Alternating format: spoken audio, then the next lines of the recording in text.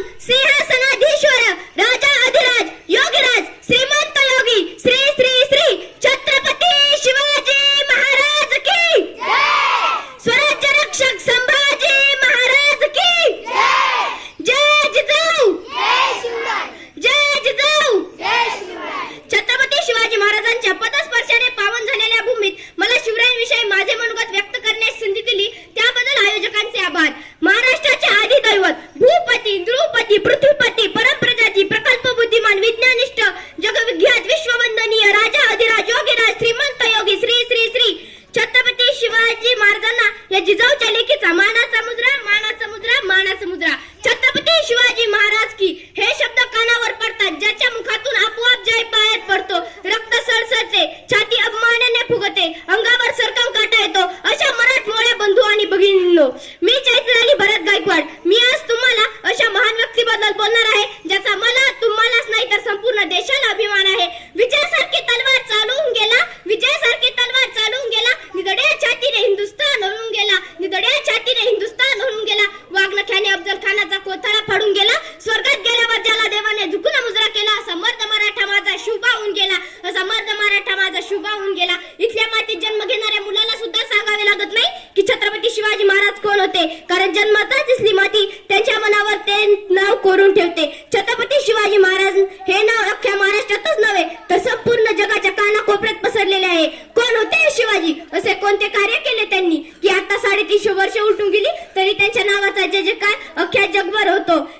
इथल्या लोकांना तर सोडत पण इथल्या दऱ्याखोऱ्यांना जरी विचारले की छत्रपती शिवाजी महाराज कोण होते तर ते सांगतील रुद्राचा अवतार तो वाघाचा ठसा होता विचारा त्या सह्याद्रीला विचारा त्या सागरींना माझा शुभा कसा होता. खरं म्हटलं तर छत्रपती शिवाजी महाराज हे नावच असं आहे की त्यांच्या नावातील प्रत्येक अक्षर हे आपल्याला प्रेरणा देणार आहे. छ म्हणजे 36 हत्तीचे बळ असणारे त्र म्हणजे मोगलांना त्रस्त करणारे प म्हणजे परतन फिरणारे ती म्हणजे तिन्ही लोकात गाजणारे शी म्हणजे शिस्तप्रिय वा म्हणजे वाणिज्य तेज जी म्हणजे जिजाऊंचे पुत्र म म्हणजे महाराष्ट्राची शान हा म्हणजे हरण बनणारे रा म्हणजे राज्याचे हितचिंतक ज म्हणजे जनतेचा राजा म्हणजे छत्रपती शिवाजी महाराज कोणी एकेकाळी आम्ही जनावरांसारखं जीवन जगत होतो आमच्या अन्नधान्यावर तर सोडत पण आमच्या देहावर सुद्धा अधिकार राहिला नव्हता. त्याच काळी सिंदखेडचे राजे लखुजीराव जाधव यांची कन्या साक्षात दुर्गा भवानी रणचंडिका अशा त्यांचा विवाह तोडीसतोड निजामशाहीचे थोर सरदार मालोजीराजे भोसले यांचे सुपुत्र शहाजीराजे भोसले यांच्याशी झाला. त्या काळी भारतावर 5 मुघल सत्ता राज्य करीत होत्या त्यांच्यामध्ये आपापसात सतत लढाया व्हायच्या त्यात मराठ्याचे खूप नुकसान व्हायचे मराठा सैनिक नाहक होऊन मारले जायचे. अशा या परिस्थितीत महाराष्ट्राला हवा होता एक झंकार धगधगता पेटता अंगार अखेर ती वेळ आली आणि सह्याद्रीची गर्जना झाली. फाल्गुन मध्ये 1551 19 फेब्रुवारी 1630 रोजी जिजाऊंची पुण्याई आली होती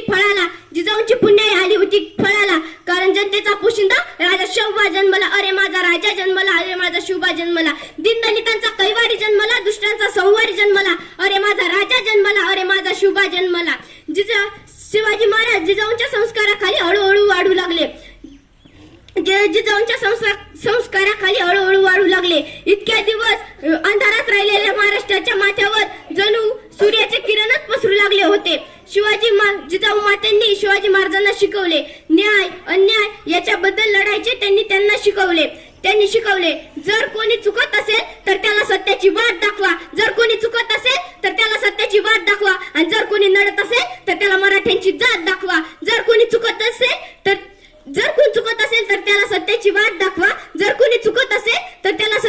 दाखवा आणि जर कोणी नडत असेल तर त्याला मराठ्यांची जात दाखवा अशी शिकवण जिजाऊंकडून शिवाजी महाराजांना मिळत गेली. मला असे म्हणावे वाटते थोर तुझे कर्म जिजाऊ उपकार कधी फिटणार नाही थोर तुझे कर्म जिजाऊ उपकार कधी फिटणार नाही चंद्र सूर्य असेपर्यंत नाव तुमचे मिटणार नाही. अशा या थोर मातेचा कसा असेल तो पुत्र कसा असेल तो राजा आणि कसे असेल ते राज्य आणि कसे असते ते छत्रपती म्हणजे मावळ्यांचा मेळ शिवछत्रपती म्हणजे सह्याद्रीचे शौर्य, शिवछत्रपती म्हणजे मावळ्यांच्या मनगटातील बळ, शिवछत्रपती म्हणजे जिजाऊचे पुत्र, शिवछत्रपती म्हणजे व्यक्ती नसून एक विचार आहे. व्यक्ती नष्ट होतात पण त्यांचे विचार कधीही नष्ट होत नाही. अशा विचारांना घडवण्याचे काम केले म्हणजे जिजाऊ मातांनी. अशा जिजाऊंना माझा मानाचा मुजरा, मानाचा मुजरा, मानाचा मुजरा. जिजाऊ मातांनी शुभांना सांगितले की आता गोरगरीब लोकांवर खूप अत्याचार होत आहेत, त्यांना गुलामगिरीतून मुक्त करावे. म्हणून छत्रपती शिवाजी महाराजांनी सह्याद्रीच्या कड्या कपारीत हिंडून ते भटकंती करून त्यांनी मावळे गोळा केले. तानाजी, यसाजी, बाजी असे जीवाला जीव देणारे मावळे त्यांनी गोळा केले आणि राजेश्वराच्या साक्षीने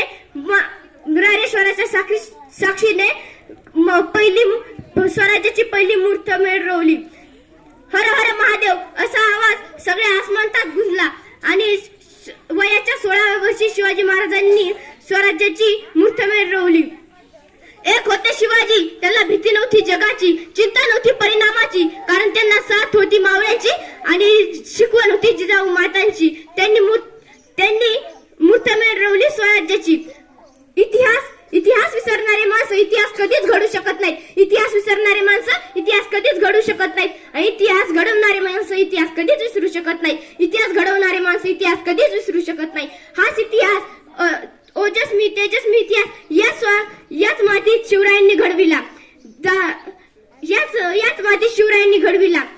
घेऊन मुठभर मावळे आणि निधडी छाती, घेऊन मुठभर मावळे आणि निधडी छाती, सोडून सारे ऐश्वर्य लढलास तू या मातीसाठी, सोडून सारे ऐश्वर्य लढलास तू या मातीसाठी. विसरणार नाही कधी महाराष्ट्र तुझ्या या कार्याची महती, विसरणार नाही कधी महाराष्ट्र तुझ्या या कार्याची महती.